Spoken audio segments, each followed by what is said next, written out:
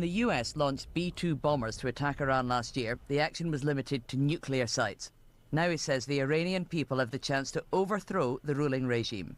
Now is the time to seize control of your destiny and to unleash the prosperous and glorious future that is close within your reach. This is the moment for action. Do not let it pass. Donald Trump has railed against previous American attempts at regime change in Iraq and Afghanistan. He is not planning to invade Iran. He hopes he can overthrow its leadership without putting American boots on the ground. Sarah Smith, BBC News, Washington.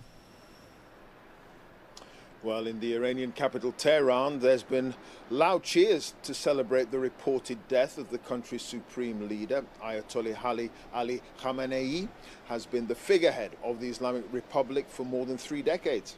7 missiles hit the presidential palace, and there have been strikes around his compound. Baran Abbasi from the BBC's Persian service reports now on a warning it contains distressing images. Cheers ringing out from residential buildings in Tehran after Israeli media reported the death of Iran's supreme leader Ayatollah Ali Khamenei. Claims Tehran has dismissed as psychological warfare. News that, if confirmed, would be welcomed by many Iranians who suffered under his rule for nearly 4 decades. This is how the day began. Panic on the streets of Tehran around 9:40 a.m., a working day in Iran, when loud explosions were heard across the country. War has started near our office down in Palestine Street. All the buildings were shaking. The streets are full of terrified people. At the same time, a sense of relief for some. And at this school, teenagers celebrate. In early January, shocking pictures were shared with the world of thousands of people killed when government forces opened fire on protesters calling for regime change. The brutality left many believing only military intervention could topple the regime. But public sentiment could shift sharply if civilians are killed in the attacks. Many Iranians reacted with anger after state media reported that an Israeli struck on a girls' school killed dozens. The first victims of this war are girls in Minab, hit by a missile attack. Is this the war you cheer for? A mixture of emotions.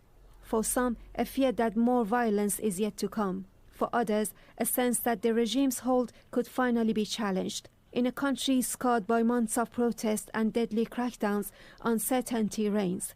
As the smoke clears, Iranians are left to face the consequences and to hope for a future beyond fear.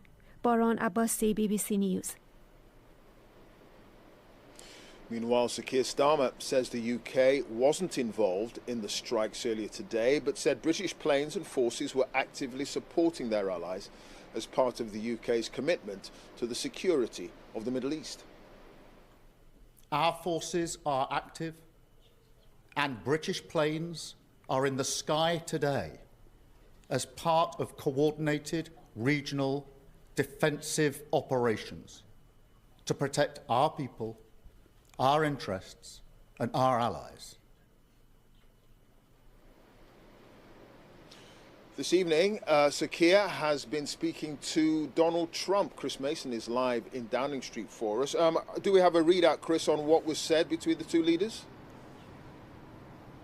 It was a pretty brief call, I hear, Clive, and certainly as far as folk here in Downing Street are concerned, they're remaining pretty tight-lipped about the specifics of what was discussed. Look, bluntly here, the UK, alongside France and Germany, are in a different place to the US and Israel. They have neither endorsed their actions, nor were they involved in any way. The Prime Minister emphasising, as you heard there, that yes, British planes have been in the sky in the region in a defensive capability, and he emphasises within international law, so protecting allies. And yes, the Prime Minister has condemned in strong terms Iran generally. generally and the retaliatory action from Iran today. As far as the political reaction domestically is concerned, broadly splits on right-left lines, the Conservatives and Reform UK suggesting the UK should be much more supportive of America. The likes of the Scottish National Party and the Liberal Democrats very sceptical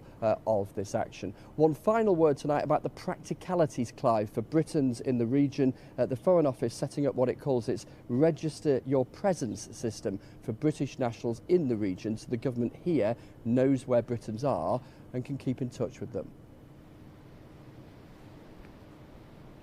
Chris, thank you for that. Chris Mason, our political editor there in Downing Street.